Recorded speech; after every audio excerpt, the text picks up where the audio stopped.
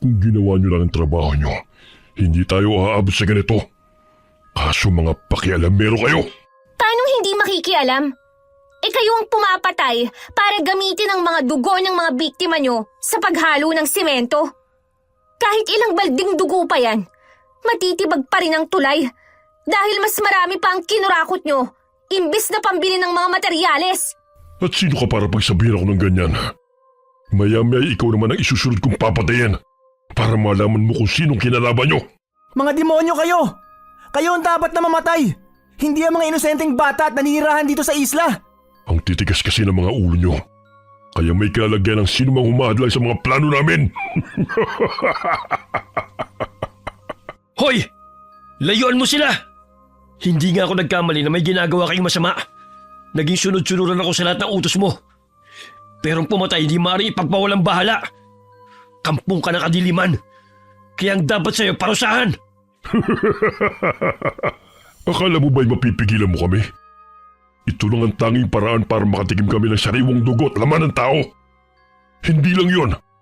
Kumikita pa kami ng malaking halaga sa porsyento na ibinibigay sa amin ng mga kontraktor namin. Wala naman silang pakialam sa mga tao. Kahit mamatay o maghirap, basta magkapera lang sila.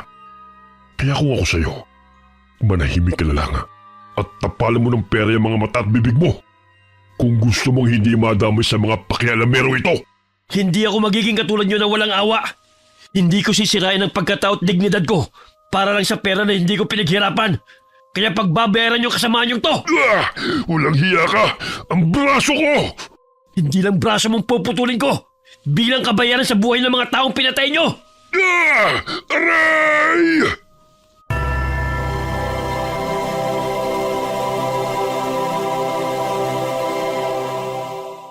Maagang nagising si Anika upang makapagluto ng almusala. Sa gayon ay makakain na ang kanyang amang si Manggorio. Sapagkat may iniinom itong gamot upang mapabilis ang paggaling ng namamaga nitong paa at mga natamong sugat ng madulas sa gubat. Bitbit ang mga kahoy na gagawin sanang uling. Nawalan siya ng balanse, kaya't napilayan siya at nagkaroon ng malalim na sugat sa paa at sa braso. Tay, kumain na po muna kayo para lumakas kayo. May natirang isang basong bigas pa naman kaya naglugaw na muna ako. Anak, pagpasensya mo ng tatay ha. Naging pasalin mo pa ako. Mahal na mahal ka namin ni June, kaya kailangan na alagaan kita. Kagaya ng pag-aalaga mo sa amin. Babawi ako sa inyo mga anak kapag gumaling na ako. Huwag mo munang isipin yan, Tay. Ang importante ay magpalakas ka. Bukas ay maghahabi na ako ng mga bag kapag natuyo na ang mga ibinilad kong abaka para kahit papano may pambili tayo ng pagkain. Tsaka graduating naman tong si June sa elementarya. Hindi siya pwedeng huminto sa pag-aaral. Kung hindi lang sana ako napilayan di sana nakapagtrabaho na ako sa bukid. Ako nang bahala, Tay. Magpahinga na muna kayo rito sa bahay. Maagang nabiyudo si Manggorio matapos na isilang ng asawang bunso nilang anak na si June. Tanging sa kumadron at tradisyonal na manggagamot umaasa ang mga taong naninirahan sa baryo dahil malayo ang ospital sa naturang lugar. Kinakailangan pa nilang tumawid ng dagat, sakay ng bangka upang makarating sa bayan. Matapos na mailuwal ang sanggol, ay humina ang tibok ng puso ni Aling Tina. Dahilan ng pagpanaw nito. Hindi na muli nag-asawa si Manggorio sapagkat naging abala na ito sa pagtatrabaho para sa dalawang anak. Naging mahirap din sa kanilang transportasyon ng kanilang mga produkto dahil sa kakulangan ng sasakyang pantawid dagat. Tay, bukas po sasama ako kay Aling Lorna sa bayan para po ilako tong mga nagawa kong bag. Sabi niya, maraming mga turista sa terminal na pinupuntahan niya tuwing araw daw po ng Miyerkules. Anak, alam mo namang ayaw ko kayong tumatawid ng dagat, hindi ba? Mula nung nalunod ang tilando mo ng tumaubang bangkang sinasakyan nila. Natatakot na akong tumawid pa ng dagat. Mami, may mangyari pang masama sa inyo. Lalo na't hindi pa naman dumarating kagad ang tulong. Tsaka mahigit kalahating oras pang nalakbayin sa dagat bago makarating sa daungan. Tay, kung oras mo na talaga, oras mo na. Ang iba nga riyan, umiinom lang ng tubig, namamatay na. Isa pa, hindi pwedeng tumunganga lang tayo rito. Walang magbibigay sa atin ng pera. Sana gumaling na ako. Para ako na naghahanap buhay nang hindi na kayo nahihirapang magkapatid. Kaya ko naman po eh. Tsaka, kailangan yung pagalingin ng pilay nyo. Ang sabi ni Lolo Nonoy, malaki ang pinsala nyo sa paa. Bukod sa pilay namamaga pa yung sugat nyo. Buti na nga lang, nakahingi ako ng libreng antibiotic kay Kapitan para mainom nyo. Siya nga pala, Tay. Kumikirot pa ba ang sugat nyo? Hindi na masyado, anak. Mamaya maglaga ka ulit ang dahon ng bayabas para mabilis na maghilom ang sugat ko dahil yun ang pinanguhugas ko eh. Sige po. Sa edad na 18 ay tanging grade 6 ang natapos ni Anika dahil walang paaralan ng high school sa kanilang baryo. Wala rin silang sapat na pera upang makapagpatuloy siya sa pag-aaral kaya tumutulong na lamang siya sa kanyang ama sa paghahanap buhay. Ngunit hindi pa rin siya nawawalan ng pag-asa na makapag-aaral pa siyang muli. Sana naman maisipan ng gobyerno na makapagtayo ng tulay mula rito sa isla para naman hindi na tayo mahirapan pa. Yan din ang nilalakad ni Mayor upang mapadali na ang ating paglalakbay. Sadyang napag-iwanan na kasi tayo eh. Tsaka ilang beses nang may nalunod dahil sa pagoda. Bigla-bigla na lang kasi lumalakas ang hangin. Nasang dahilan ng pagtaob ng mga bangka. Oo nga, Tay. Para naman may tsansang makapag-aral ang mga kabataan dito sa baryo. Ni wala pang ang nakatapos ng high school dito eh. Uunahin pa ba ang pag-aaral kaysa pambili ng makakain? Ni hindi nga tayo maabutan ng tulong ng gobyerno dito eh. Imbis na tulungan ng mga katulad natin mga nasa lilayan ng lipunan, binubulsa nila ang mga pera na hindi naman dapat sa kanila mapunta. May klinika nga rito sa baryo natin, pero minsan lamang kung bumisita ang doktor.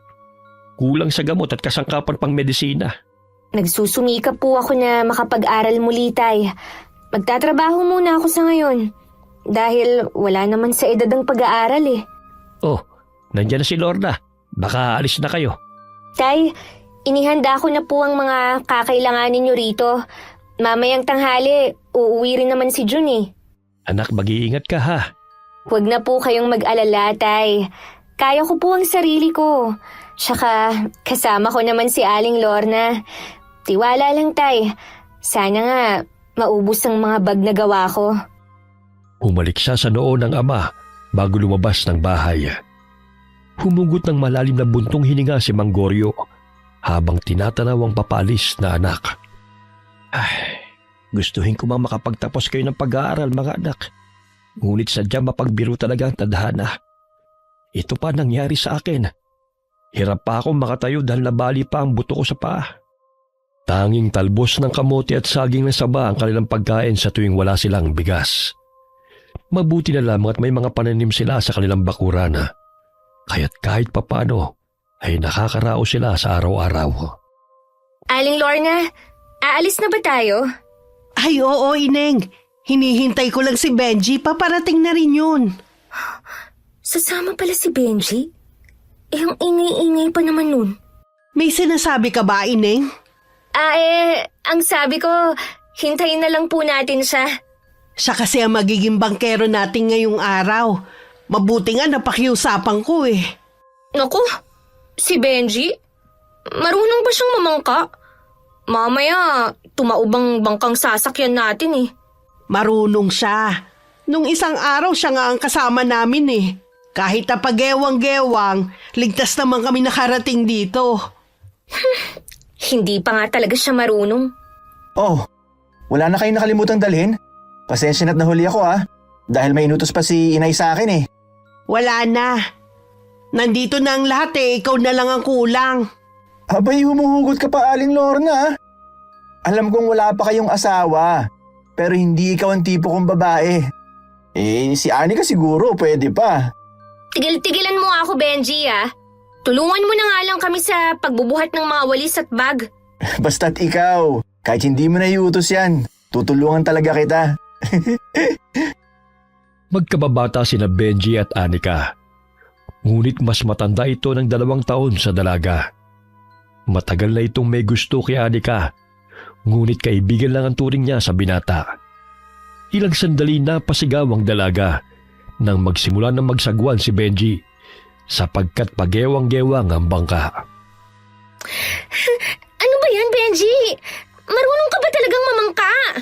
Magtiwala ka lang sa akin. Tsaka marunong naman akong lumangoy. Sakaling tumaob tong bangka, sasagipin kita. Umayos ka nga. Mamaya, tumaob nga to eh. Mag-focus ka nga sa ginagawa mo. Paano ko makakapag-focus? Nakakasilaw yung ganda mo. May kasama kayo oh. Hindi niyo ba ako nakikita? Sa laki kong to parang invisible na ako ah. May pagganyan pa kayong bitawan ng linya. Totoo namang maganda tong si Anika eh. Ayaw lang niya maniwala. Maganda ka riyan. May maganda bang mata na lang ang namumuti? Samantalang ang balat ko'y sunog na oh. Sus! Kahit na nangingitim ka na, masisilahin ko pa rin ang ganda mo. Kasing liwanag ng bituin yang mata mo, Anika. Hoy! Ayusin mo nga ang pagsagwan. Mamaya mabangga pa tayo sa malalaking bato oh. Huwag kang mag-alala. Malaki naman ang salbabida natin eh. Salbabida? Nasaan? Hindi mo ba nakikita? Ayan oh, si Aling Lorna. Loko-loko ka talagang bata ka. 8:00 na ng umaga dumating sina Anika sa daungan. Itinabi ni Benji sa pangpangang bangka at nagsimula na silang maglakad upang ilako ang kanilang panindang bag na gawa sa abaka at mga walis tambo. Pumunta tayo sa palengke. Maraming tao ngayon doon dahil araw ng Miyerkules. Sigurado ako maraming mamimili at natitiyak kong magugustuhan nila ang mga paninda mo, Anika. Ang gaganda pa naman ng disenyo ng bag na yan. Siyempre naman. Magandang gumawa eh. Ikaw kanina ka pa ha? Tara na nga. Buhatin mo na yung mga dala natin. Sus, hindi na mabiro. Alam naman si Aling Lord nang sasabihin kong maganda. Halatang hindi naman. Hoy ikaw, Benji! Nung kabataan ko maganda rin ako, no? Kasing payat ako ni Anika. Maraming ang naglalaway sa alindog ko. Kung marami naglalaway, bakit di ka ba nakapag-asawa? Naging pihikan kasi ko. Wala akong natipuhan. Gusto ko kasi ng mayaman at gwapo. Pero wala naman talaga mayaman sa isla. Puro dukha. Di sana pumunta ka rito sa bayan para naman makabingwit ka ng mayaman na bulag. Bakit naman bulag pa? Para hindi makitang itsura ni Aling Lorna at hindi tumakbo. Hoy, grabe ka naman kay Aling Lorna. Mabait naman siya. Namumuro ka na talaga sa panlalait sa akin, ha? Mamaya hindi kita bayaran, sige ka. Nako, hindi pwede yan ha. Nagkandakuba na ako sa pagkarga sa mga walis at bag na binibenta nyo. Pues, tumahimik ka. May mga turistang lumapit sa kanila at bumili ng bag at walis. Napahanga si Anika dahil tila totoong manika ang kanyang kaharap. Maputi, matangos ang ilong at kulay asul ang mga balintataw. Grabe, ang ganda-ganda niya. Para siyang buhay na manika. Ay, oo nga. Nung kabataan ko, ganyan din ako ka-sexy eh. Huwag nga kayong managinip ng gising. Kung may kamukha man kayong manika noon, Aling Lorna, yun ay ang manika ng mangkukulam. Ni sa kalingkingan ng magandang babaeng yan walang-wala kayo. Siguro kalyo, pwede pa. Naku, paano ba yan, Aling Lorna? Ilalait ka na naman Huwag mo na siyang bayaran pa. Uy, hindi pwede Nagsasabi lang ako ng totoo. Tsaka alam ko may katangian yan si Aling Lorna na wala ang mga turistang yan. Kahit na malapad ang kanyang ilong, bagay naman sa bilugan niyang muka. Alam niyo bang ang mukhang yan ang natitipuhan ng mga foreigner? Hala, baka naman dito ka pa makatagpo ng forever mo, Aling Lorna. Ayun lumingon yung kanu rito. Baka nagustuhan ka niya. Talaga? Sandali at aayusin ko lang ang buhok ko. Ay, oo nga po, Aling Lorna. Papalapit siya rito.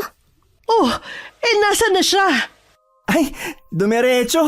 Hindi pala ikaw ang pakay niya, kundi ang babaeng yun. Ay, sayang. Pero baka meron ka pang makikilala. Ang daming turista rito, oh. Masaya silang nag-uusap at kinikilig pa si Aling Lorna sa pambobola ni Benji. Ilang sandali pa'y narinig nila ang usapan ng mga tindera na magpapatuyo ng tulay mula sa pantalan patungo sa isla na tinitirhan nila. Upang makasiguro sa narinig, ay nakisali si Aling Lorna sa usapan ng mga tindera. Mabuti naman kung magpapatayo ng tulay ang gobyerno patungo sa isla. Hindi na ako mahihirapan na magsagwan. Ang bigat-bigat pa naman ni Aling Lorna. Ay, salamat naman kung ganun. Hindi na tayo mahihirapan pa sa pagtatawid ng ating produkto. Tsaka makakapag-aral na ako sa high school. Magpapatayo pa lang. Ni isang semento nga, wala pa eh. Libre naman ng mangarap ah. Panira ka talaga palagi. Nahinto ang kanilang bangayan nang may bumili sa kanila. 2 bag na lamang natira sa 8 bag na dala niya. Labis ang saya ni Anika dahil marami-rami ang kanyang kinita sa araw na yun. Hanggang sa mapansin ng isang turista ang kakaibang kwintas na suot ni Benji. Pasensya na po sir. Hindi ko po ito pinagbibili. Bigay pa kasi ito ni Lolo Nonoy sa akin eh. Ay, oo nga no. Ngayon ko lang napansin. Lumiliwanag sa tuwing natatamaan ng sikat ng araw ang kulay pula na bato. Nagpupumilit pa ang lalaki at nag-alok na bibigyan si Benji ng 500. Ngunit malaki ang halaga ng kwintas na yon sa binata dahil ipinamana pa yun ng kanyang lolong albularyo kay Lolo Nonoy bago yun ibinigay sa kanya. Umalis na lamang ang turista at tanging bag na lang ang binili. Gustong-gusto talaga niya ang kwintas mo. Saan kaya nakakakuha ng ganyang mga bato? Para naman may dagdag sa mga paninda natin. Ha?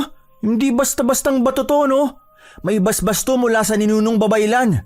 Matanda na si Lolo Nonoy, kaya't sa akin niya pinamana to. Pero wala talaga sa isip ko ang manggamot eh. Ang sabi niya, balang araw, magbabago rin daw ang isip ko. Dahil ramdam niya na ako raw magmamana ng kakayahan niya. Pero malabong mangyari yun. Eh di subukan mo. Nakapwesto na tayo rito oh. Kaya kunwari, manghihilot ka. Baka naman may maniwala na albularyo at manghihilot ka nga. Baka matakot pa sa akin at sabihin na hinihipuan ko sila. Wag na. Itong walis at bag na lang ang tinda natin. 4:00 na ng hapon sila umuwi. Bumili ng bigas ang dalaga at sariwang isda upang pagsaluhan nilang mag-aama.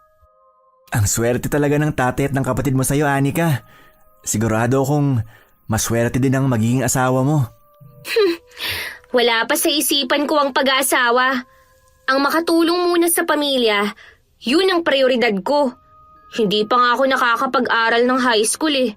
Ayokong mag-asawa na hindi nakapagtapos sa pag-aaral. Marunong ka namang magbasa at magsulat. Pwede na yon. Tawagin mo na nga si Aling Lorna.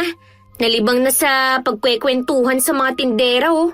Hindi na tungkol sa tulay ang pinag-uusapan nila eh, kundi sa love life na. Ibibida na naman nun ang mga nanliligaw sa kanya. Pero ni isa walang nakatuluyan. 7:00 na ng gabi nakauwi si Anika. Sapagkat mula sa daungan ng bangka ay mahigit 40 minuto pa ang kanyang lalakarin patungo sa kanilang bahay.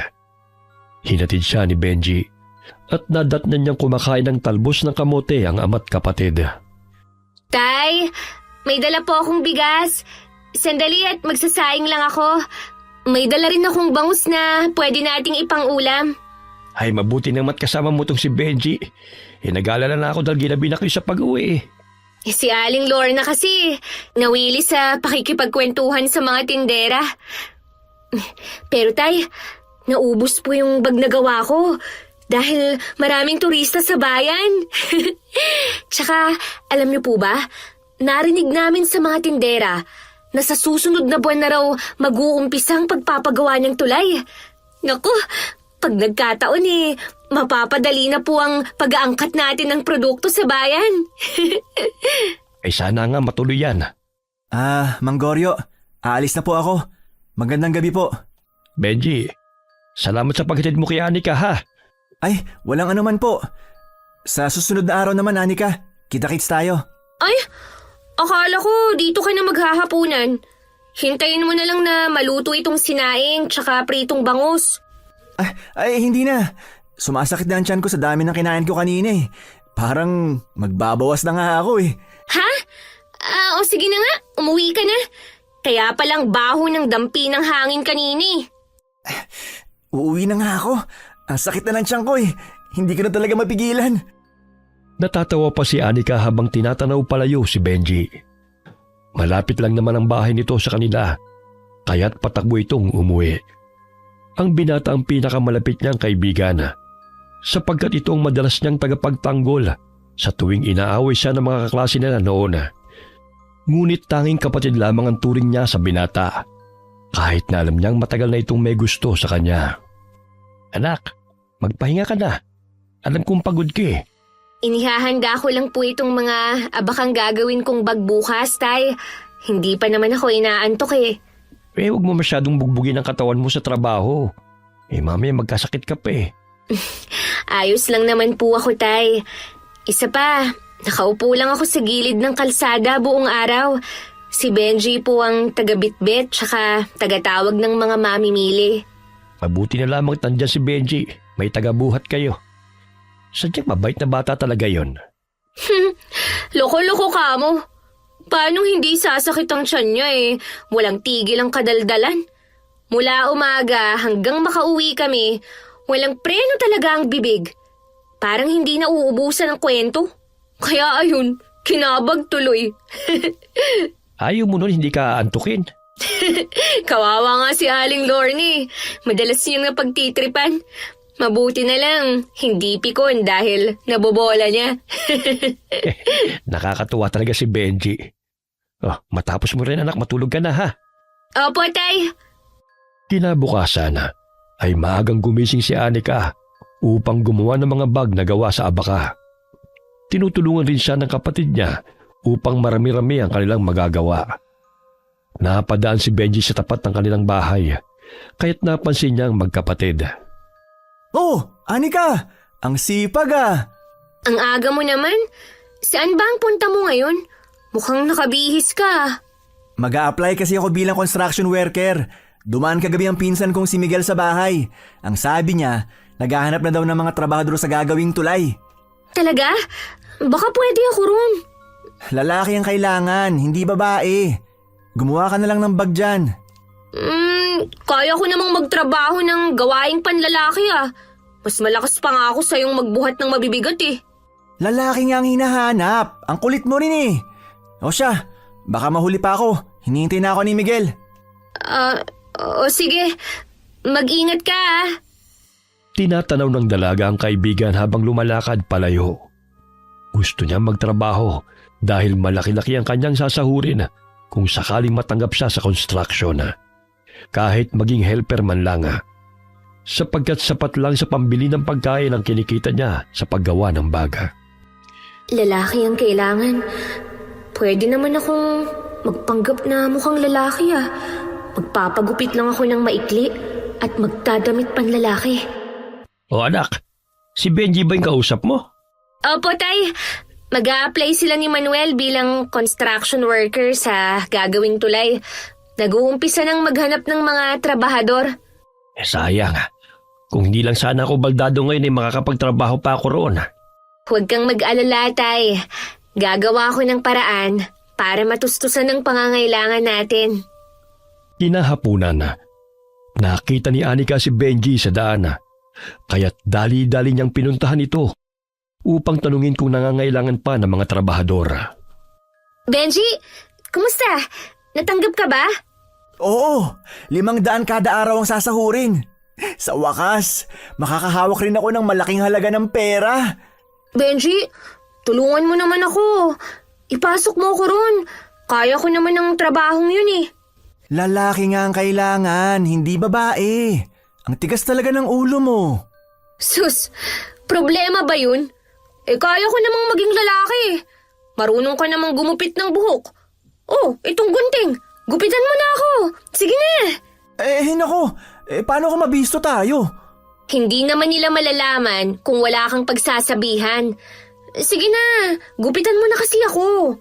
para maging lalaki na ang itsura ko. Ay, pambihira ka talaga. Sige na nga. Wala nang nagawa si Benji kundi ang sundin na lamang ang pakiusap ni Anika sa kanya. Matapos niya itong gupitan ay tumawa pa siya dahil nanibago siya sa maikling buhok ng kababata. Ano ba yan, Anika? Hindi bagay sa iyong maikling buhok. Parang bagito na hindi makabasag pinggan. Tse! Basta, bukas na bukas. Samahan mo ako sa pinag-applyan mo ah. Hindi naman nila malalaman na babae ako eh. Marunong naman akong magpakalalaki. Kaya mo bang magbuhat ng semento? Baka naman lalamya-lamya ka. Gusto mo buhatin pa kita riyan eh. Di hamak na mas malaki ang katawan ko kaysa sa'yo, no? Wala yan sa laki ng katawan, kundi sa lakas. Baka imbis na magtrabaho ka ikaw pa tong bubuhatin dahil nahimatay ka na. Lah, sanay ako sa trabaho, no? Baka nakakalimutan mong tumutulong ako sa pangunguling kay tatay. Kaya ko kayang buhatin ng isang sako. Oo na, naniniwala na ako. Bukas sasamahan na kita. Kailangan ko talaga ang trabahong to eh. Para naman maipagamot ko si tatay sa bayan. May pupuntahan ka pa ba? Wala na. Kinuha ko lang tong mga pinatuyo kong abaka sa burol kanina. Uuwi na rin naman ako eh. Basta, bukas, maaga pa tayong aalis dito ah. Oo na, tol. Mag-ensayo ka ng kumilos at boses lalaki para hindi ka mabisto. Huwag kang mag-alala. Kaya ko yan. Ako pa. Nagsuot ng sombrero si Anika upang hindi gaanong mapansin na nagpagupit siya ng buhok. Kahit papano'y nagkaroon siya ng pag-asa na makapagtrabaho upang makapag-ipon ng pera. Pagdating niya ng bahay, ay agad siyang naghanap ng maluwag na damit na gagamitin niya sa pag-a-apply ng trabaho. Kinabukasan, maagang nagising si Anika. Napansin ni Manggoryo ang bago niyang itsura. Kaya't nagtaka ito sa biglaang pagpapagupit ng anak. Anak, ang aga mo naman yatang nagising. May pupuntahan ka ba ngayon? At saka, bakit sobrang itli naman yata ng gupit mo? Mukha ka ng lalaki Talaga, tay? Oo. Pero bakit naman bigla niyang pagpapagupit mo ng ganyan? Noon ayaw mong paiklian ang buhok mo. Mag-a-apply kasi ako ng trabaho eh. Kailangan na maikli ang buhok. Sige tay, maliligo muna ako. Sige anak. Ay nako, pambihirang bata ito. Kung ano-ano na lang ang pinapasukan trabaho para lang magkapera. Kahit na ayaw niya noon nagupitan ng mahaba niyang buhok nagawa niya ngayon dahil sa hirap ng buhay.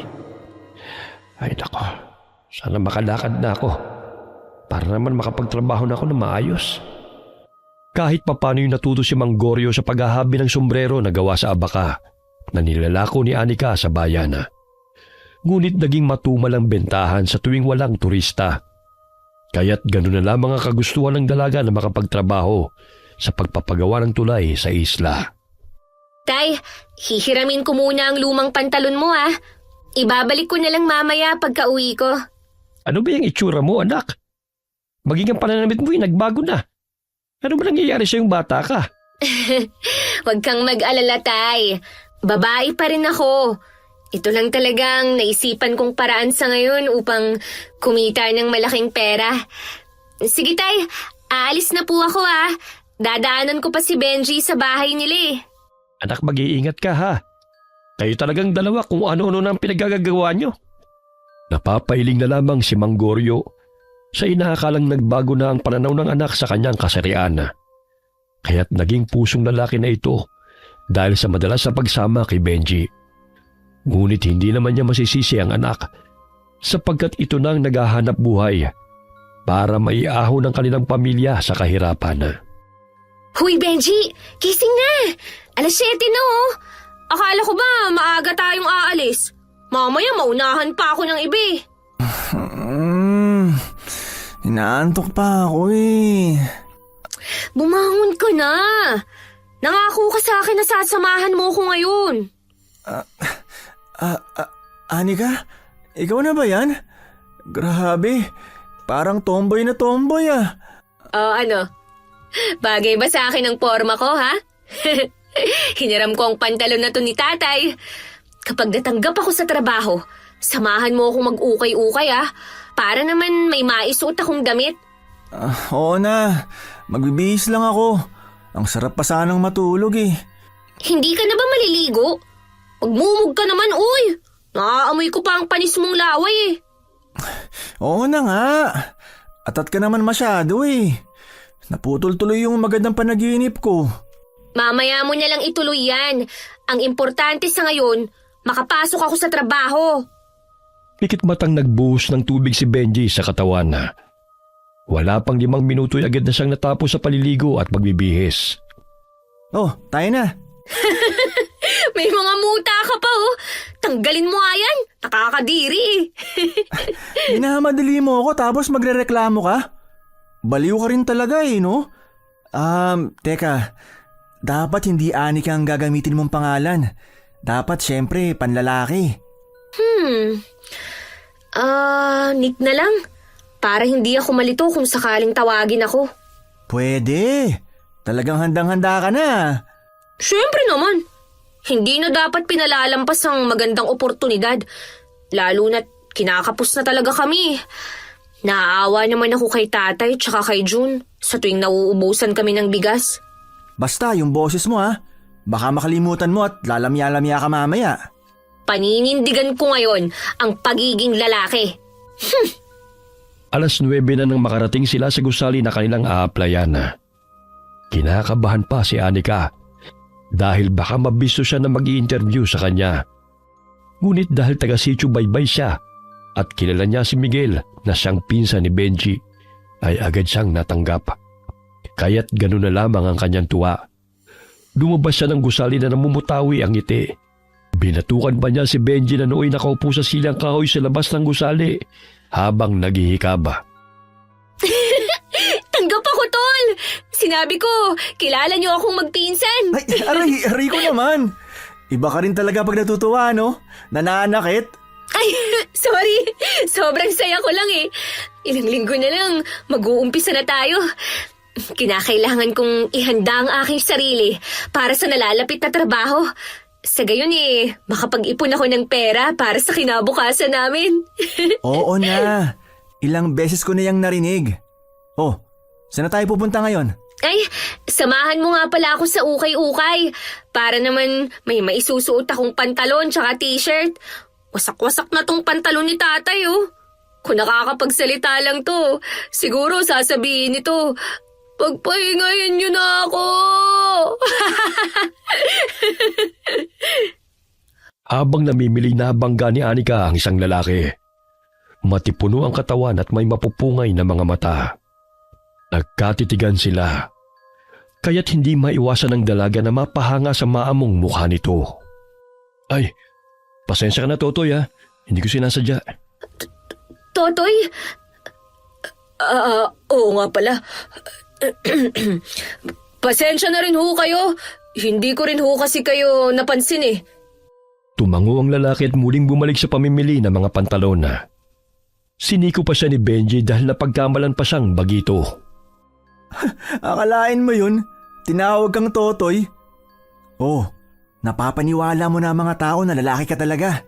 Tumahimik ka nga riyan. Mamaya may makarinig pa sa atin eh. Kumakati talaga ang bibig mo kung hindi magsasalita. Hindi ka ba tapos sa pamimili ng pantalon? Mahigit 1 oras ka nang naghahanap pa. Sandali na lang to. Kahit 3 piraso okay na. Ang laki kasi ng mga nakukuha ko eh. Dapat kasi sa pambata ka pumili ng maisusuot mo. 4'11" ba naman ang height mo? Dito ka pa sa pangmatanda. Tsaka ang payat mo pa.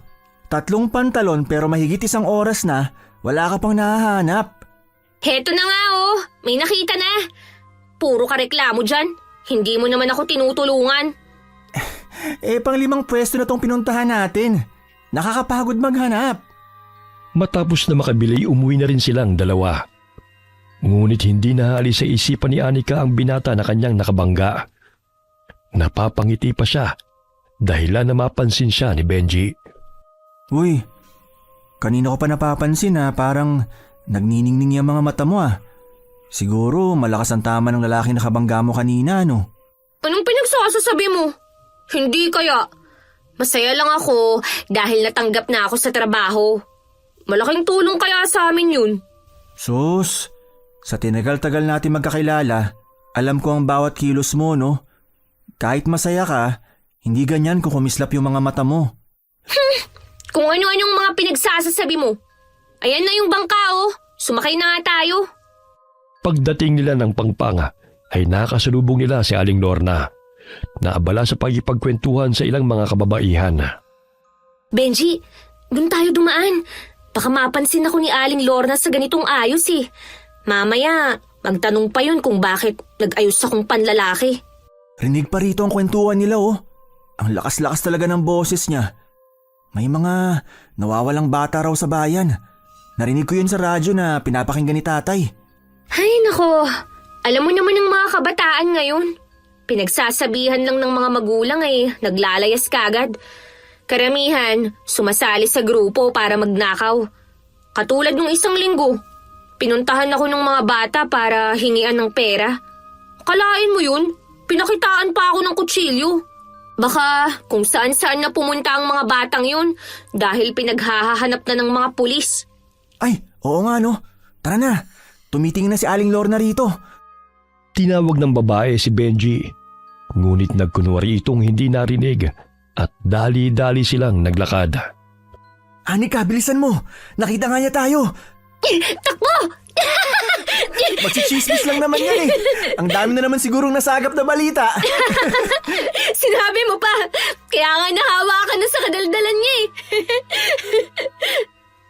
Humahangos na nakarating sila sa bahay ni na Benji. Nagtatawanan pa silang dalawa ng dumiretso sa likod ng bahay.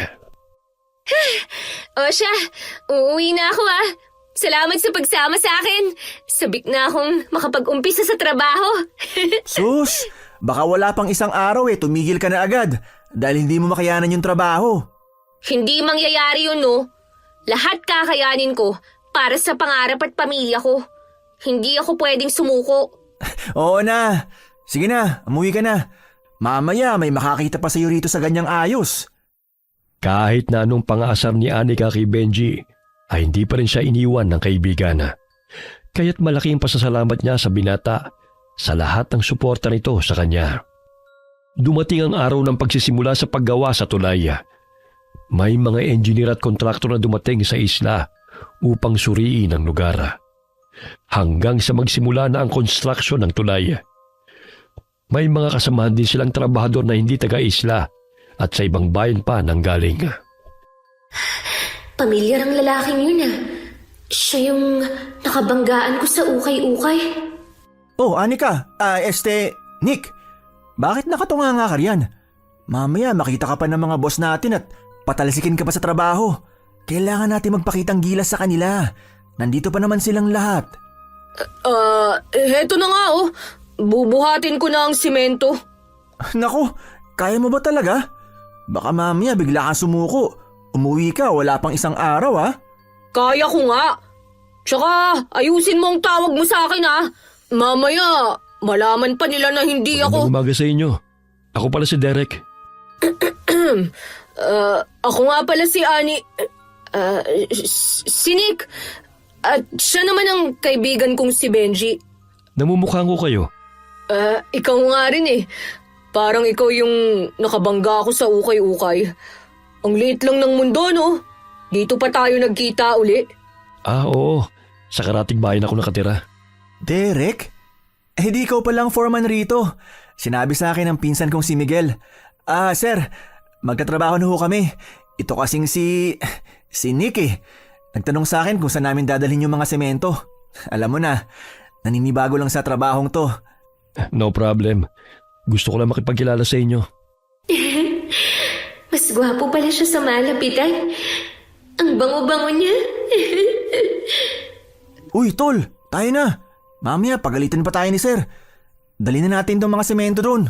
Ha? Sige. Pawis na pawis habang binubuhat ni Anika ang hinalong semento sa balde. Kahit mahirap man ang trabaho, ay tiniis ni Anika yun. Nakaagaw ng pansin ng mga engineer at kontraktor na naroon habang nag-uusap.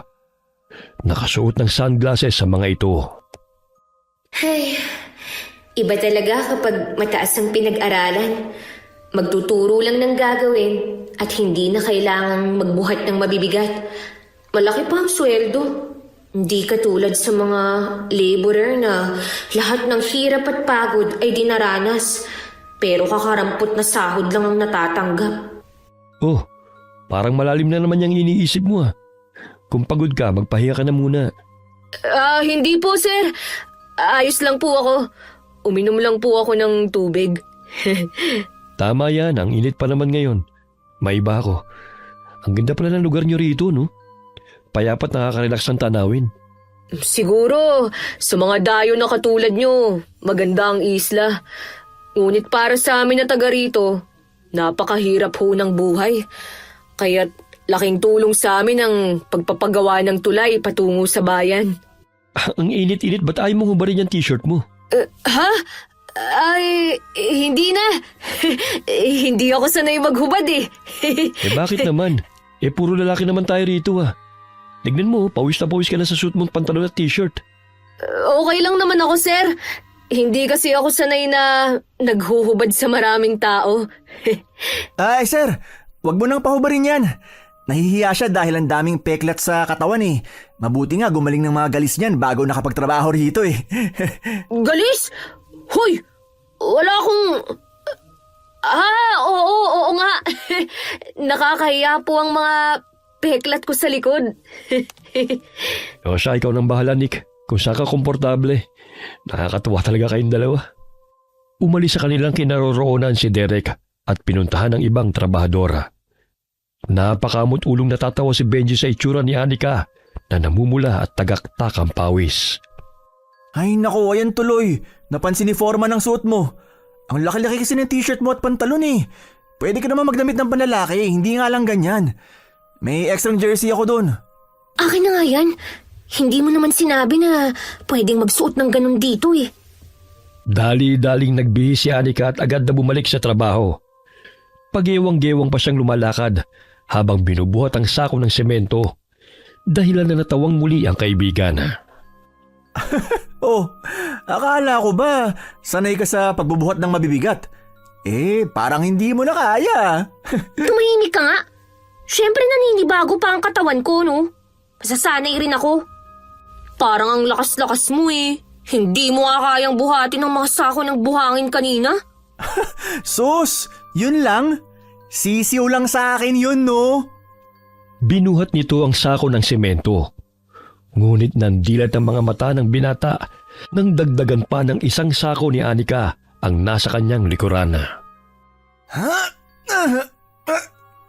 Aray! Pambihira ka naman, oh. Ang bigat na nga. Dinagdagan mo pa. Oh, ang sabi mo kaya mo. Paisa-isa lang. Ikaw naman, dinoble mo pa yung pasanin ko eh. Baka mag-overtime pa tayo, no? Kaya hinay-hinay lang. Baka bukas, lupay-pay ng katawan natin sa trabaho ngayong araw. Di ba nga, ikaw na nagsasabi na kailangan nating magpakitang gilas? Kaya mo na yung 2 sako ng simento. Ikaw pa? Aray! Lumagutok na yung buto ko. Loko-loko ka talaga. Kunin mo na yung isa sako. Ako, kaya mo na yan. Tumunog ang bela, hudyat ng kanilang pananghalian. Dumating si Aling Lorna bitbit ang basket na naglalaman ng paninda nitong pagkain. Dumiretso ito kina Benji nang makita nito ang binata. Kaya't dali-daling binalot ni Anika gamit ng damit ang kanyang mukha upang hindi siya makilala at mabisto ni Aling Lorna. Ngunit sadya itong magaling kumilatis ng tao kaya't nakilala niya si Anika. Hoy Anika, kahit na ipulupot mo pa yung damit mo sa mukha mo, nakikilala pa rin kita. Bakit ka nagtatrabaho rito? Hinaan mo nga yung boses mo, Aling Lorna. Ang ingay-ingay mo talaga. Aray! Tanggalin mo yung kanina sa bibigat lang ko. Puro pa naman simento yan. Oo na, ako na to. Pero wag nyo namang lakasan ang boses nyo. Kailangan ko ang pera. Kaya pinasok ko ang trabahong to. Alam nyo namang hindi pa nakakalakad si tatay eh. Kaya ko naman ang trabaho dito sa construction. Kaya wala namang problema. Inikang pangalan ko rito. Kaya sikreto lang natin to ha. Ano bang tinitinda nyo dyan? Pautang nga muna. Utang ka dyan! Hindi pwede! Malulugi pa ako sa'yo! Wala pa kaming sahod. Kakaumpisa pa lang namin. Babayaran ka naman namin eh. Di ba, tol? Oo nga, Aling Lorna. Sa ganda mong yun eh. Dapat nagpapautang ka. Alam mo bang ang gagwapo ng engineer at saka mga kontraktor na pumupunta rito? Irereto namin kayo sa kanila. Mabait na babae pa naman ang natitipuhan nila. Yun bang katulad mo? Talaga? Sige. O siya, sa katapusan nyo na lang ako bayaran. Basta ipakilala nyo ako sa mga boss nyo. Umangutango ang dalawa at nagsimula ng mananghalian. Kumikending pa si Aling Lorna habang naglalakad patungo sa kinaroroonan ng ibang mga trabahador. Hanggang magkabanggaan sila ng foreman na si Derek. Nabitiwan nito ang basket kaya't dinampot niya ito. Gayon din ang pagkataranta ng lalaki nang damputin ang basket. Nahawakan nito ang kamay ni Lorna kaya't namula ito habang nakatitig kay Derek. Nakita mo ba yun, Anika? Mukhang magkaka-love life na si Aling Lorna. Mukhang silang tinadhana para sa isa't isa. Ay, sayang. Ang cute pa naman ni Sir. Kung magugustuhan naman ni Foreman si Aling Lorna, pagbigyan mo na. Nandito naman ako para sa'yo. Tsaka malilibre pa tayo ng pagkain. Sakali na ilakad natin si Foreman sa kanya. Oo na nga. Tingnan mo. Kilig na kilig si Aling Lorna. Ipagkakalat na naman niya yan sa mga amiga niya. Yung slow motion nila ni Foreman. Pustahan tayo. Natatawa po si Benji habang pinagmamasdan ng reaksyon ni Aling Lorna. Pangiti-ngiti pa ito habang hinahawi ang buhok na nakatakip sa kanyang pisngi. Napapangiti na rin si Derek sa itsura ng babae. 5:00 ng hapon na. Oras na rin ng uwian.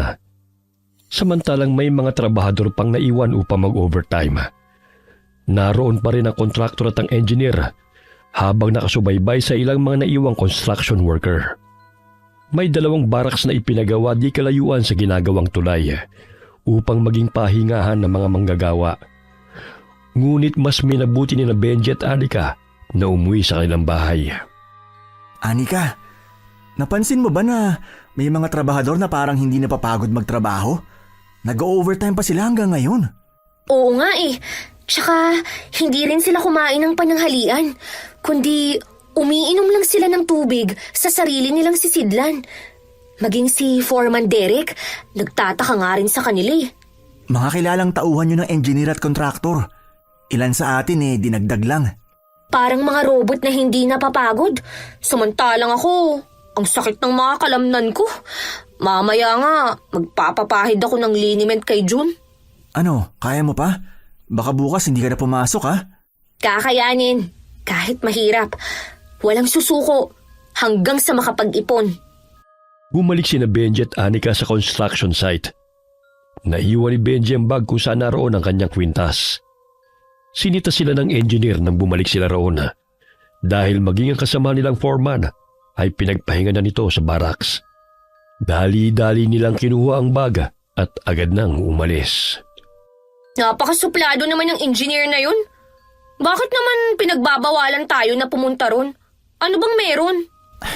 Alam mo kanina, may napansin akong sisidlan na tanging mga tauhan lamang niyang dapat na kumuha. Para bang may kakaiba silang ginagawa. Maging sina Derek hindi makalapit kung hindi niya pinag-uutos. Yung engineer Rene na yun, napaka-straighto no? Napahinto sa paglalakad ng dalawa nang tawagin sila ni Derek upang tumagay. Ayaw pa sana nila, ngunit lumapit ito sa kanila at nagpumilit. Sige na, halina kayo. Minsan lang naman to eh. Tsaka pampalakas lang ng katawan at pantanggal ng pagod. Si Benji na lang. Hindi talaga ako umiinom eh. Kailan ka pa matututo? Sige na nga. Basta, konti lang Mamaya pagalitan pa ako ni tatay. Ayaw pa naman nun na tumatagay ako. Baka masanay ako at maging lasinggero. Masaya silang nagiinuman hanggang sa may napansin si Benji na mga sakong binubuhat mula sa bangka. Batid niyang hindi na mga semento yon, kaya't nagtanong siya kay Derek. Sir, bakit hindi pa sila nagpapahinga? Kanina ko pa napapansin na parang walang kapaguran ng grupong yun, oh. Tsaka hindi rin nakikipagkwentuhan sa atin. Hayaan mo na sila. Gawin na lang natin ang trabaho natin. Maging ako'y pinagbabawalan na makisali sa kanila eh. Sandali lang at naiihi ako. Oh, saan ka pupunta? Diyan ka na lang sa puno oh. Bakit lalayo ka pa? Ha? Basta doon na lang ako banda. Baka pumanghi pa rito eh. Sus, ayaw mo lang makita kung malaki o maliit yung kargada mo eh. Hayaan mo na siya, sir. Talagang may sariling mundo yung kaibigan ko. Hindi pa kasi nakaranas na magkaroon ng nobya yan eh. Kaya sobrang mahiyain. Pang-aagaw ni Benji sa atensyon ni Derek. Kaya't nagkaroon ng pagkakataon si Anika na makatakbo palayo sa barracks upang makaihi. Ay naku, ang hirap palang panindigan ng pagiging lalaki. Hindi man madali pero dapat kayanin ko. Sandali, ano tong malapot na nakapako sa lupa? Parang ang lansa. Dugo kaya to? Matapos niyang makaihi ay nanatili siya sa damuhan. Napansin niya ang mga taong may buhat ng sako at balde na bumubuhos sa pundasyon ng tulay. Naninaw niya na hindi yun pangkaraniwang tubig dahil kulay pula. 2 baso pa lang ang nainom ko. Hindi pa naman ako lasing. Parang may kakaibang ang ginagawang engineer na yun at ang mga tauhan niya. Bakit kaya ayaw niyang sumali kami sa trabaho nila? Tsaka mula pa kaninang umaga, hindi pa napapagod ang mga tao niya sa pagtatrabaho. Anong klaseng tao sila na walang kapaguran? Anika, Nick. Kanina ka pa dyan ah. Sinong pinagmamasdan mo dyan? Ha? Wala. Umuwi na tayo. Gusto ko na talagang magpahinga eh. Magpaalam na lang tayo kay Sir Derek. Bukas na lang natin ipagpatuloy ang pagtagay. O sige, inaantok na nga rin ako eh. Habang tumatagal ay parami na ng parami ang nawawalang kabataan sa isla. Maging sa mga karatig bayan ay naging haka-haka ang pagpapagawa ng tulay ang siyang dahilan.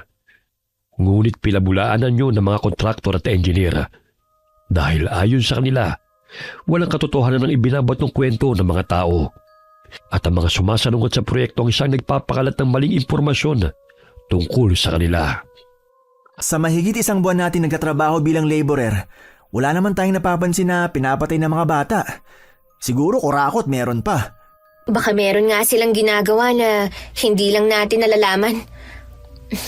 Alam mo, Benji, may mga napapansin akong bahid ng dugo. Pero sinabi lang ng isang tauhan ni engineer dahil daw yun sa sugat niya nung maapakan niya yung pako. Pero imposible naman na ganun karami ang dugo na lumabas sa kanyang sugat. Gawin na lang natin ang trabaho natin kung ayaw nating mapaalis. Hindi ko na nga nakikita si Mitoy eh. Ilang araw na. Pero kahapon hinanap siya ng asawa niya. Hindi rin alam kung saan pumunta. Naku, baka naman ng babae. Pero kahit ganun yun umuwi pa rin yun sa kanila. Mag-iisang linggo na siyang hindi nagpapakita eh. Nung araw ng sahod, kasama pa natin siya. Oo nga. Pero yun ang huling araw na nakita ko siya. Habang nagbubuhat ng mga buhangin, ay napansin ni Benji ang punit-punit na damit sa gilid ng dalampasigan. Naalala niya na yun ang suot na damit ni Mitoy nang huli niya itong makita. Pasimple niya yung kinuha at napansin niya ang bahid ng dugo dito. Ngunit natigilan siya nang sitahin siya ng tauhan ni engineer at pinabalik kung saan siya nakatokang magtrabaho. Masama ang kutob ko. Parang may kinalaman nga sila sa pagkawala ni Mitoy. Totoo kaya ang sabi-sabi na inaalayan o binubuhusan ng dugo ang pundasyon ng mga gusali at tulay upang maging matibay? Oh, Benji, tulungan mo muna si Nick sa pagbubuhos ng semento. Opo sir. Hayaan mo na yung mga basura dyan. Mamaya na natin linisin. Pakalat-kalat po kasi. Napalingon pa si Benji sa kinaroroonan ng kanilang foreman sa pag-aakalang may kinalaman din ito tungkol sa mga patak ng dugo na nakita niya. Oh, bakit parang tahimik ka yata? Naninibago naman ako sa'yo ah. Akala ko ba, kukunin mo ang mga buhangin dun? Tulungan ko na raw muna kayo para madaling matapos ang pagbubuhos. Nick, may sasabihin ako sa'yo mamaya. Oh, bakit mamaya pa? Kung pwede namang ngayon. Mamaya na nga. Ang kulit mo rin eh. Baka may makarinig pa sa atin. Pagalitan pa tayo. Nahinto ang kanilang usapan nang mapadaan sa kanilang likuran si Derek. Tumulong rin ito sa mga manggagawa upang mapabilis ang trabaho. Naninibago sina Benji dahil iilan lamang sa mga tauhan ni engineer ang naroon. Ngunit nagbabantay lamang sa mga manggagawa. Bagamat tuwing gabi tanging parehong grupo pa rin ang nag-overtime. Oras ng tanghalian ay pasimpleng kumain ng dalawa, hiwalay sa ibang mga trabahador. Seryoso silang nag-uusap tungkol sa nakita ni Benji. Nick, naaalala mo ba nung huli nating nakasama si Mitoy? Yung damit niya, natagpuan ko kanina sa damuhan. Tsaka may tsinelas din. Maaaring tama nga ang kutob natin na may nangyayaring masama rito tuwing gabi. Manmanan kaya natin. Isumbong natin sa mga pulis kung totoo nga ang hinala natin. Paano? Wala naman tayong laban sa mapeperang mga tao dito. Sa panahon ngayon, kung marami kang pera, kakampi mo ang batas. Pero kung mahirap ka, kulong ka agad kahit na pagbibintangan lang. Yun lang. Pero hindi naman pwedeng hayaan na lang na marami pa ang namamatay habang ginagawa itong tulay. Anong silbi nito? Kung inuunti-unti na pala ang buhay ng mga taga-isla, ayoko namang umabot sa punto na pati tayo mapahamak dahil wala tayong ginawa kahit na may mga nakikita na tayong kahina-hinala. Aba, seryoso ang usapan ng aking mga anak-anakan na. Oh, anong ulam niyo riyan? Bakit hindi niyo ako hinintay? Itlog, bakit? May masarap na ulam ka bang dala para sa amin? Aba, syempre naman. Anong gusto mo? Adobo o kaldereta? Utang o bigay? Bigay ko na lang. Nasaan ang poging foreman ninyo? May dala akong ulam para sa kanya. Parang nasubsob naman kayo sa harina sa kapal ng pulbo nyo Bawasan nyo nga yan, Aling Lorna. Konti nga lang yan eh. Maputi nga ang pisngi nyo. Pero nangingitim naman ang leg at braso nyo. Paano ko magugustuhan ni Sir niyan? Wala sa itsura yan. Alam nyo ba, mukhang natitipuhan na ako ni Pogi. Nagtama ang aming paningin. Tapos, muntik nang maglapat ang aming mga labi. Kaya ngayon nag-lipstick ako. Bagay ba sa akin, ha? Akala ko atsuete yan eh. O ayan, papunta na siya rito. O Anika, bakit nakabusangot ka? Huwag mong sabihin type mo rin si Pogi. Akin na siya, no? Ibalato mo na sa akin. Nakabusangot? Hindi kaya. Huwag kang ganyan. Mapagkakamalang kang bakla sa itsura mong yan. Lorna, nandito ko na pala. Tamang-tama na nananghalian kami. Dinalang kita ng ulam. Ito, magpakabusog ka. Huwag mo na rin bayaran yan. Niluto ko talaga yan para sa'yo. Ang bait mo talaga. Sige, salamat Ilahihimatayin si Aling Lorna nang umiti si Derek. 40 na siya at mas matanda siya ng 5 taon sa lalaki. Ngunit hindi siya nawawala ng pag-asa na may magkaagusto sa kanya. Ang pogi mo talaga, sir. Kamukha mo si Wawi de Guzman yung gumanap sa Esperanza. Pakiramdam ko tuloy ako si Esperanza.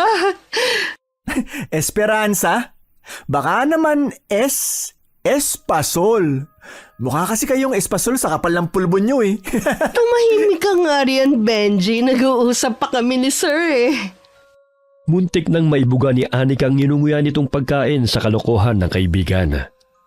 Pigil ang kanyang tawa habang tinitignan ang mukha ni Aling Lorna na tila kinikilig na nakikipag-usap sa lalaki.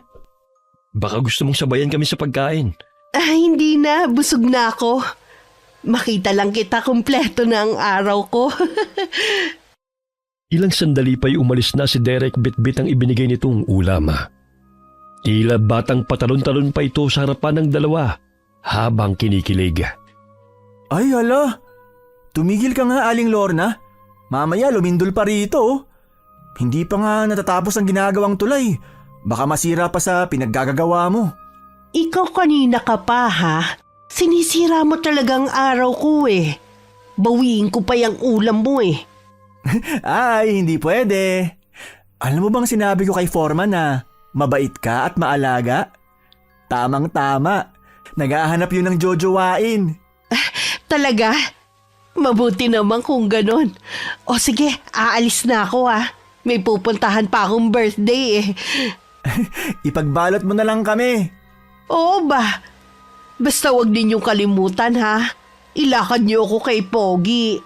Ay nako, ang lakas ng tama niya kay Sir Derek.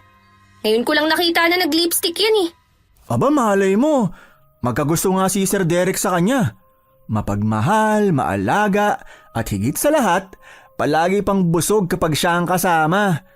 Kahit na tayo nga nililibre niya. Oo na. Sus, nagtatampo ka pa. Alam mo namang ayoko mapunta ka sa iba eh. Che, tumahimik ka nga. Hindi na malaya ng dalawa na pinagmamasdan sila ni Derek.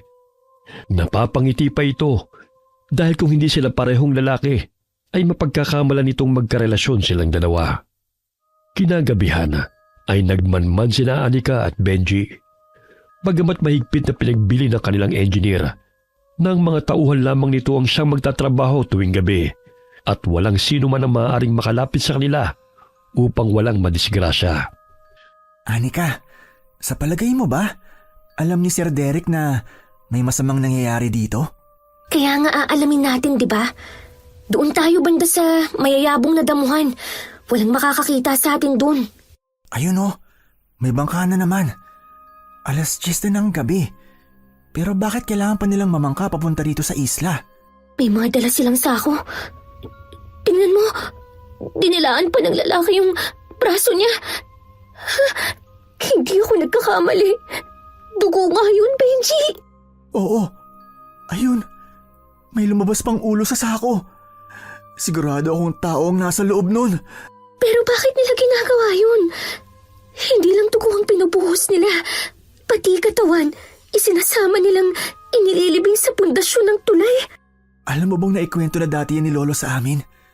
Akala ko nga, katang-isip lamang. Totoo palang inililibing nilang bangkay ng tao sa paggawa ng malalaking gusali at mga tulay para gawing alay.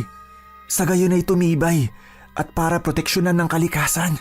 Pero kung substandard naman ang paggawa, kahit na ilang dugo pa yan at katawan ng tao ang ilibing, masisira pa rin naman. Tingnan mo, sinipsip ni engineer niya ang dugo mula sa putol na kamay. Hindi kaya mga aswang sila? Benji, ang bato sa kwintas mo, parang lumiliwanag. Takpan mo, baka makita nila tayo rito. Umalis na muna tayo. Mag-isip tayo ng paraan para matigil ang kahibangan ng mga walang hiyang mga taong yan. Mga asal hayop o aswang man sila, wala silang karapatan na pumatay. Lalo na sa mga naninirahan dito sa isla. Paano natin mapapaniwala ang mga taga-isla na mga aswang sila? Baka gamitin lang nila ang pera nila para baliktarin tayo. Hihingi tayo ng tulong kina Kapitan. Dahan-dahang naglakad ang dalawa nang biglang may humarang sa kanilang harapan. Muntik nang mapasigaw si Anika nang biglang takpan ni Benji ang kanyang bibig. Oh, bakit nandito ba kayo? Anong oras na? Nainitan kasi kami sir. Kaya naisipan naming maligo sa dagat. Alam nyo na, malinsangan ang panahon kaya masarap magpalamig. Tapatin niyo nga ako. Sino bang bakla sa inyong dalawa? Bakla? Naku, wala ho ah. Lalaking lalaki ho kami, sir. Nahalata ko na kasi kayo eh. Ang lambing niyo minsan. Minsan naman parang aso't pusa nag-aaway. Ganyan lang talaga kaming magkaibigan. Di ba, tol? Ay sige sir, alis na po kami. Nawala na po ako ng ganang maligo sa dagat. Bigla na lang akong gininaw. Ang lamig ng ihip ng hangin. Tayo na, Nick. Nanginginig na ako sa lamig. Sandali, may gusto ba kayong sabihing dalawa? Po? Wala po. Kanina ko pa nadidinig ang bulungan nyo eh. At may nadidinig akong boses ng babae. Namamaos kasi ako, sir. Kaya siguro nag-iiba ang boses ko.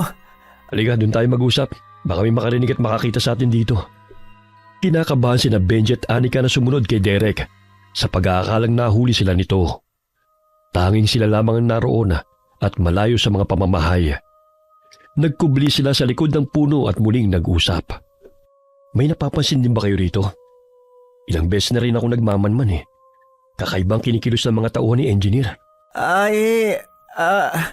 Ano ho bang napapansin nyo, sir? Unang beses ko makatrabaho si Engineer Rene. Pero parang may tinatago siyang kaduda-duda eh. Maraming bawal pagsapit ng gabi. At tanging sila lamang ang dapat na magtrabaho. Nakita ko siya kagabi na may iniinom. Hindi alak o tubig eh, kundi sariwang dugo. Ganon din yung mga tauhan niya. Ibig sabihin, hindi ka nila kakampi? Kagaya niyo, tauhan niya lang din ako. Tagasunod ng mga utos niya. Ipaparating! Magtago tayo! Mahigpit na hinawakan ni Benji ang nakuha nitong bakal kung sakali na sugurin sila nito. Nandilat ang kanilang mga mata nang maninag na tila ba'y mukhang mababangis na mga aso ang wangis ng mga tauhan ni Engineer. Namumula ang mga mata na handang pumatay. Naamoy ko may nagtatago rito. Halughugin niyo ang paligid. Utos ni Victor na kanang kamay ni Engineer. Hindi sila makapaniwala na aswang ang mga kasamahan nilang nagtatrabaho sa construction site. Biglang napasigaw si Anika nang may humablot sa kanya. Bakit nandito pa kayo? Hindi ba sinabi kong pumasok na kayo sa barracks? Nagpapahangin lang kami. Masama ba, Engineer? Nagpapahangin o nagmamanman? Ilang beses kong sinabi na ayokong sinusuway ang patakaran ko. Akala niyo ba hindi ko alam na kanina pa kayo nakatingin sa amin? Maliligo sana kami sa dagat. Wala kaming alam sa pinagsasabi nyo. Umahimik ka, sinungaling! Inutusan ng aswang na engineer ang mga tauhan nito na dalhin sa ilalim ng ginagawang tulay ang dalawa habang si Derek ay pinaiwan niya. Hoy! Taong kuyukot ang muka! Bitawan mo kami! Anong gagawin niyo sa amin, ha? Ilalagay sa mixer kasama ng semento. Gusto niyong matulad kay Mitoy at sa dalawa pang trabahador ng pakialamero, ha? Pwes, magiging haligi kayo ng tulay na ito. Mga walang iya kayo! Pakawalan niyo kami! Naubos na ba ang pera na para sa materyales? Kaya pati tao magiging sangkap nyo sa paggawa ng tulay? Kayo pala pumatay kay Mitoy! Hindi na kayo naawa sa isang dosenang anak nun? Isusumbong ko kayo sa mga boss na kontraktor kapag nakatakas kami rito! Unggong, wala silang pakialam sa mga dukhang kagaya nyo. Dahil ang importante sa kanila ay limpak-limpak na salapi. Kahit ilang tao pang mamatay, hindi yun makakaapekto sa kanila. Sapagkat ang pagpapayaman ang siyang pangunahing prioridad nila. Kahit anong sigaw nila ay hindi nadidinig ng mga kasamahan nilang nasa barracks. Dahil sa pagod ay mahimbing nang nakatulog ang mga ito. Dagdagan pa ng napakaingay na mixer ng semento kung saan inihahalo ang dugo at katawan ng mga pinapatay ng mga aswang. Mga wala kayong puso! Mga animal! Aray! Aray! Nasasaktan ako! Ano ba? Babae ka? Bitawan mo siya! Isa kang duwag kung pati babae sasaktan mo! Abay nag-anyong lalaki ka pa, ha? Akalain mo, pinasok mo pa ang trabahong ito. O bakit? May reklamo ka? Ikaw nga anyong hayop at asal hayop ka pa! Hindi naman ako nagre-reklamo Pakawalan mo na kasi ako! Akala mo ba'y maaawa ko sa'yo? Kahit kailan hindi ako nakakaramdam ng awa. Dahil ang importante sa amin ay makalasap ng sariwang dugo bago ibaon kayo sa tulay na ito. Mga sakim! Mga animal kayo! Pinagkatiwalaan kayo ng mga tao. Pero ito lang ang gagawin nyo. Siguro yung mga kontraktor, mga aswang din katulad nyo. Mas masahol pa sila kaysa sa aming mga aswang. Kami, mga dugot laman ang aming kinukuha. Sila, mga pinaghihirapan yung mga tao na kahit na isang sentimo ay gusto nilang angkinin dahil wala silang pakialam kahit gumapang man kayo sa hirap. Mga ganit din mga politiko na akala nyo'y nagmamalasakit sa inyo. Ngunit ang totoo sila rin ang nagpapahirap sa inyo. Ginawa itong tulay na ito upang may makuha silang porsyento. Siyempre, nakikinabang din kami. Nagkaroon ng pagkakataon si Benji na madampot ang bakal na kanyang nabitiwan. Kaya't hinambalos niya yun sa aswang na humahawak sa kanya. Sinipa rin niya ang aswang na nasa kanyang harapan, kaya't pumasok yun sa mixer ng semento. Anika, halika na! Tumakas na tayo rito! Saan kayo pupunta? Tatakas kayo't hayaan niyong mamatay itong si Derek? Hoy, engineer! Hindi ka lang mukhang pera! Demonyo ka pa! Bitawan mo si Sir Derek! Dahil ikaw ang nababagay na isemento! Tumakas na kayo, Benji! Hayaan niyo na ako rito! Benji, tingnan mo! Ang bato sa kwintas mo! Parang lumiliwanag na naman! Tila ba'y kusang gumagalaw-galaw ang katawan ni Benji upang sugurin ang mga kalaban. Animoy sumasayaw siya habang nakikipaglaban sa mga aswang. Yun ay dahil sa tulong ng batong mutya ng rambutan. Anong nangyayari sa kanya? Parang nawawala na siya sa kanyang sarili. Sige, Benji! Sugurin mo sila! Para makita nila ang hinahanap nila! Anong tinutungangan niyo riyan? Patayin niyo ang loko-lokong lalaking yan. Mapupurnada pa ang mga plano natin dahil sa mga pakialamerong to. Kumuha ng 2x2 si Anika at hinambalos yun si engineer na aswang. Kaya't nabitiwan ito si Derek na nooy may saksak sa tagiliran ng manlaban ito. Ha? Babae ka, Nick? Mamaya ko na po ipaliliwanag sa inyo, sir. Focus muna sa mga kalaban! Akala niyo ba'y makakatakas kayo rito, ha? Pwes nagkakamali kayo. Dahil sisimutin kong dugo niyo bago kayo ilibing. Ikaw nga ang dapat na ilibing at paikutin hanggang sa magsawa ka! Aray! Aray! Bitiwan mo pa ako, animal ka! Ang payat mo pero ang lakas mo! Tutulungan ko kayo. Hindi pwede makatakas sa mga walang hiyang aswang na yan. Perwisyo sila sa mga tao. Humingi ng tulong si Anika sa mga manggagawa na naroon sa barracks. Ganun na lamang ang pagkagulat ng mga ito nang makitang duguan na si Derek. Kailangan kong makatakas dito. Mga walang hiya! Tatakas ka pa talaga, ha? Bumalik ka rito! Dahil susunod kitang ipasok sa mixer ng semento, katulad ng mga tauhan mo! Nakita ng mga manggagawa na dumaan ng engineer na aswang sa barracks, kaya't sinundan nila ito upang tugisin. May mga kasamahan pa siya tumatakas! Kailangan sila mahuli bago pa sila makapanakit sa mga taga-isla! Nag-aalala ako kay na Tatay at June. Baka saktan sila ng mga aswang na yun. Sige na, hayaan niyo na ako rito. Kaya ko ng sarili ko. Malit na sugat lang naman itong natamo ko eh. Nandito naman po si Mang Ben. Hahabulin lang po namin ang mga nakatakas sa mga aswang. Tumango bilang tugon si Derek at kumaripas ng takbo sina Anika at Benji. Sa tulong ng mutya na tanga ng binata, ay itinuturo nito kung saan ang direksyon ng kalabang aswang. Kanya-kanyang kuha ng maaaring gawing sandata mga manggagawa upang tugisin ang aswang. Napadaan sila sa bahay ni Aling Lorna. Bumagsak pa ang bubong nito dahil tumalon doon ang isang aswang. Mabuti na lamang sa bandang sala yun, kaya't hindi siya nasaktan. Ay, ano ba yan? Ano nangyayari? Katapusan na ba ng mundo? Aling Lorna, pakiusap! Puntahan niyo si Sir Derek! May sugat po siya!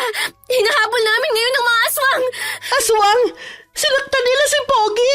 Sige, pupuntahan ko siya kaagad! Bakit may mga aswang? Saan naman nanggaling ang mga yun? Mamaya ko na ipaliliwanag! Basta puntahan niyo na siya! Natatarantang tinungo nito ang barracks habang tinatanaw ang mga manggagawang humahabol sa mga sinasabing aswang. Parang itinutulak ang mga paa ko banda doon. Ito na siguro ang sinasabi ni Lolo Nonoy na bisa ng mutya ng bato ng rambutan na binigay niya sa akin. Mga kasama, ayun ang engineer na aswang! Benji, mag-ingat ka! Ang lakas talaga ng loob mong kanabanin ako, payatot ka. Saan ba nanggagaling ang katapangan mo? Ayoko lang naman na magpatuloy kayo sa kahangalan nyo. Habang kayo nagpapakasaya sa dugot laman ng mga tao, marami nagdudusang pamilya. Talagang wala kayong pakialam sa mga nararamdaman ng iba. Basta't maisagawa lang ninyo ang kagustuhan nyo. Sisiguruhin kong lahat kayo mananagot sa pangingialam niyong to. Papatayin ko kayo Kagaya ng ginawa ko sa mga kasamaan ninyo. Kayo ang dapat na managot dahil labag sa karapatan pantaong ginawa nyo. Nayayamot na tinatanaw ni Anika ang kalaban, kaya't dumampot siya ng bato at inihagis yun sa nagsasalitang aswang. Sinong bumoto sa akin? Aray, sakit ang ilong ko. Ang dami mo pang sinasabi. Ang dapat sa'yo, patahimikin. Hiniling namin na magkaroon ng tulay sa isla patungo sa bayan. Ngunit kung ang kapalit nun ay maraming buhay ng tao, mas gugustuhin ko pang magtiis na sumakay sa bangka. Ginagamit niyo ang kahinaan ng mga tao para lang makapanlamang. Buwisit na tomboy ka! Hindi siya tomboy! Ang ganda-ganda kaya ng mahal ko!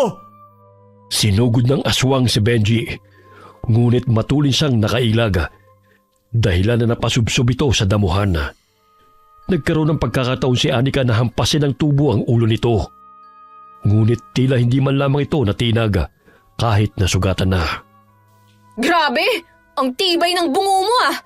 Pero hindi ako titigil hanggat hindi ko nababasag ang ulo mo! Akala nyo talaga basta-basta nyo lang ako mapapatay? Kahit anong gawin nyo, hindi nyo ako matatalo. May lahi ka bang immortal? Kung hindi ka man namin mapapatay, ihalo ka na rin namin sa semento para mas tumibay ang tulay na gawa nyo. May ribulto mo pang isang magaling at mapanlinlang na engineer. Muli itong tumayo at hinila ang paa ni Anika, dahilan na mabuwal ito sa kanyang kinatatayuan. Patuloy na inahambalos ng dalaga ang ulo nito, ngunit tila ba'y hindi ito nakakaramdam ng sakit. Bitawan mo siya! Tigas-tigas ng bungo mo ah! Etong sa'yo! Leg ko! Hindi ka mamamatay sa paghahampas. Sigurado ako na mamamatay ka kung puputulin ko yung ulo mo. May nakuhang palakol si Benji mula sa labas ng bahay na kanilang nadaanan. Kaya't paulit-ulit niyang tinaga ang leg ng engineer na aswang hanggang sa maputol niya ito. Gumulong-gulong pa sa lupa ang ulo nito na nooy kumukurap-kurap pa ang mga mata. Benji, tingnan mo oh! Hindi pa siya namamatay! Lumalakad pa ang katawan niya! Anong klaseng aswang kaya sila? Natatakot ako na baka balikan nila tayo! Hindi natin hayaan na makatakas ang mga aswang na yan. Ngayong alam na ng mga taon tukol sa kanila, malalabanan na natin sila dahil marami na tayo. Benji! Papalapit ang katawan niya rito! Wala kang kapaguran na aswang ka ha? Wala ka na nga ulo, mananakit ka pa! Gamit ang palakol ay tinabas ni Benji ang mga binti nito hanggang sa lumuhod ito sa lupa. Muli niyang inundayan ng saksak ang katawan ng aswang hanggang sa tuluyan na itong nangisaya at tumigil na sa paggalaw. Ay! Napaka-energetic nilang uri ng mga aswang! Ay naku! Paano na tayo nito? Wala na tayong trabaho bukas. Lalo na't alam na ni Sir Derek na babae ako. Huwag mo na munang isipin yan. Kailangan pa nating hanapin ang mga aswang na tauhan nitong engineer na to. Ayun si Namang Filimon! May nahuli sila! Tara, puntahan natin! Aray! Tama na yung tanda! Parang mabubutos ang tiyan ko sa ginagawa mo! Galit na galit si Mang Filemon dahil ilang linggo na rin nawawala ang kanyang apo. Hanggang ngayon hindi pa natatagpuan. Sigurado akong isa siya sa biktima ng mga aswang. Kaya hindi na sila kailangan pang kaawaan dahil sa dami ng buhay na pinatay nila. Aray! Tulong mga kasama! Mukhang mahina ang isang aswang na yan. Hindi kagaya ng engineer na makunat. Baka kulang pa ang dugong na inom niya, kaya mahina siya. Sandali. Parang tinuturo ng mutya na pumunta tayo ron. Ang dilim-dilim na ron, Benji! Ako na pupunta doon. Dito ka lang. Sasamahan na kita. Baka mapano ka pa eh. Dahan-dahang lumakad doon sina Anika at Benji. Nadidinig nila na may humahangos na nagkukubli sa talahiban. Hinawi ni Benji mga dahon na tumambad sa kanyang paningin ang aswang na napalukip-kip sa mga talahib. Pakiusap maawa kayo. May pamilya rin ako naghihintay sa akin. Nagmamakaawa ako. Hindi ako masamang katulad nila. Benji, siya si Marlo. Yung tumutulong sa atin na tauhan ni Engineer. Pakiusap, tulungan niyo ako. Hindi ko kayang pumatay. Hindi ko sukat akalain na abot sa ganitong trabaho namin. Hindi pa ako nakakain o nakainom ng dugo ng tao. Pinsan ko si Victor na kanang kamay ni Engineer. Huli ko na nalaman na pumapatay sila. Gusto kong tumakas. Pero sinabi sa akin ni Victor na kung tatakas o magsusumbong ako, ay papatay nila ako ng pamilya ko. Kaya ginawa nila akong aswang. Pakiusap, tulungan niyo akong matanggal ang ipinula nila sa katawan ko. Ayoko maging demonyo katulad nila. Nagsasabi ka ba ng totoo? Baka naman niloloko mo lang kami para hindi ka namin patayin. Nagsasabi ako ng totoo. Maniwala kayo sa akin. Hindi siya nagsisinungaling. Ayon na rin sa binubulong ng mutyang gabay. Kailangan niya ng tulong natin. Doon tayo dumaan para hindi tayo makita ng mga tao. Kailangan na magamot siya ni Lolo Nonoy bago mahuli ang lahat. Nasugatan sa paa ang aswang na kanilang tinulungan dahil naapakan nito ang nakausling pako nang biglang may humarang sa kanilang daraanan. Saan kayo pupunta? Abay kumampingan na sa mga taong yan, Marlo. Samantalang mas giginhawa ang buhay ng pamilya mo kung sinunod mo lang mga sinasabi ko sa'yo. Ayoko maging masama katulad nyo. Umalis ka na rito. Hayaan mo ng mga batang ito, Victor. Katulad natin, nagtatrabaho sila upang mabuhay. Hindi makatarungan ng pagpatay nyo sa mga inosenteng tao. Kahit anong gawin mo, isa ka ng aswang at hindi na magbabago yon. Papatayin ka rin ng mga tao kapag nalaman nilang isa kang kalaban. Hoy! Ikaw na kupal ka! Unang araw pa lang ng trabaho, kumukulo na talaga ang dugo ko sa'yo eh. Nararamdaman ko na talagang wala kang gagawing tama. O bakit? Anong gagawin mo sa akin? Papatayin lang naman kita, katulad ng engineer na makunat. Hindi pa kayo nakukontento sa pangungurakot. Pumatay pa kayo. Inilabas ng aswang ang mahaba nitong dila upang sugurin si Benji. Ngunit binato siya ng tubo ni Anika. Dahilan na tamaan ito sa pisngi. Nadagdagan ang galit nito. Kaya imbis ng binatang sugurin, ay si Anika ang tutusukin nito ng mahaba at matulis nitong dila. Ngunit humarang sa harapan ng dalagang aswang na kanilang tinulungan. Kaya't sa tiyan nito tumusok ang matalim na dila ng kalabang aswang.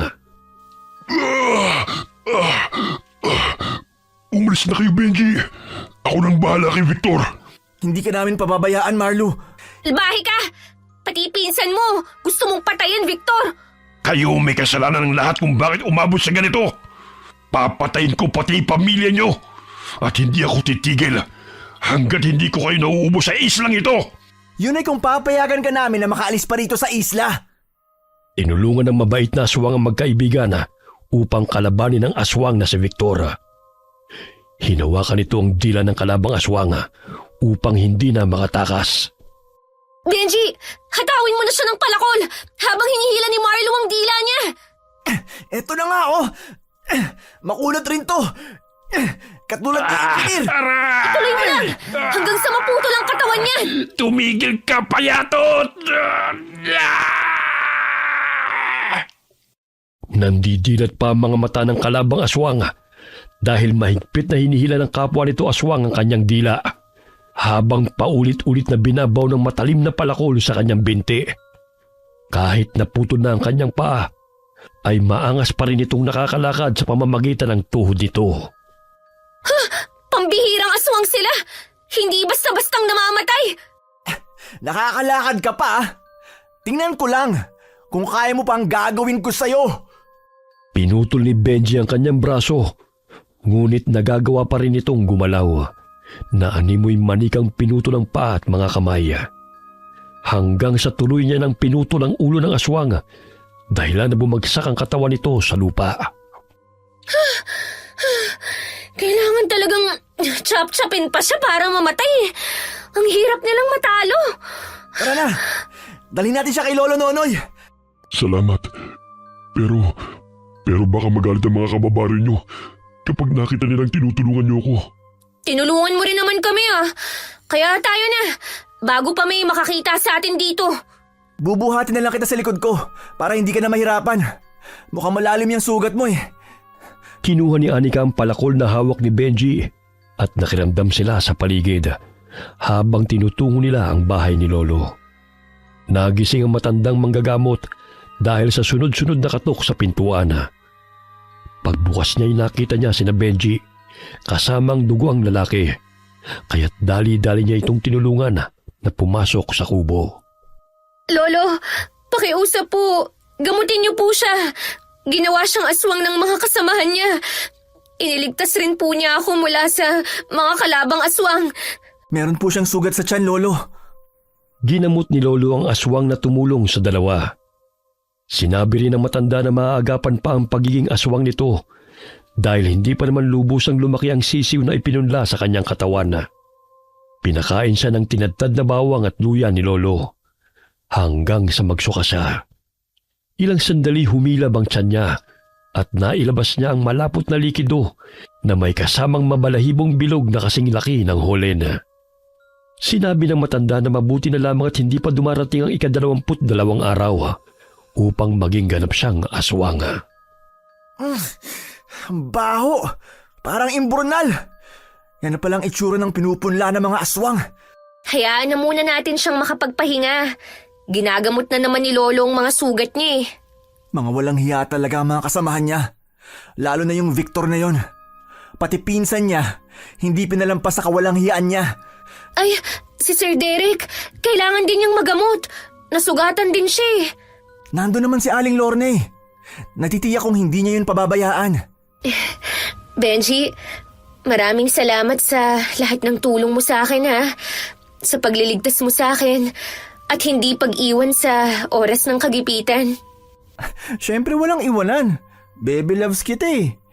Paano ba yan? Maghahanap na naman tayo ng trabaho bukas. Dahil natitiyak ko na mahihinto ang construction ng tulay. Ayos lang. Magtitinda na lang ulit ako ng mga bag sa bayan. Inaumagahan ay bumalik sila sa barracks. Nadaanan nila ang mga nag-uumpukang mga tao dahil nahuli ng mga taga-isla ang mga aswang. Pinuntahan nila si Derek upang kumustahin. Ganun na lamang ang tawa ng dalawa nang makita na tila batang paslit na inaalagaan ni Aling Lorna ang lalaki. O di ba sinabi ko na sa'yo na basta si Aling Lornang nandyan, alagang-alaga talaga siya. Oo nga eh. Oh, nandyan na pala kayong dalawa. Kumusta na kayo? Ayos lang po, sir. Aba, mukhang magkaka-love life na si Aling Lorna. Inikilig pa ito habang nakaupo sa tabi ni Derek.